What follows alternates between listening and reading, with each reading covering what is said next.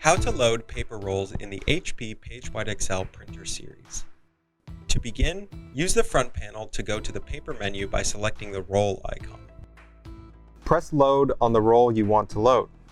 First, open the paper drawer and unlock the levers on both hubs. Then, move the hubs towards the outside of the drawer to make room for the roll. Place the roll into the drawer between the hubs. Slide the hubs back towards the center so they press against the roll. Close the locking levers on the left and right hubs to lock them in place.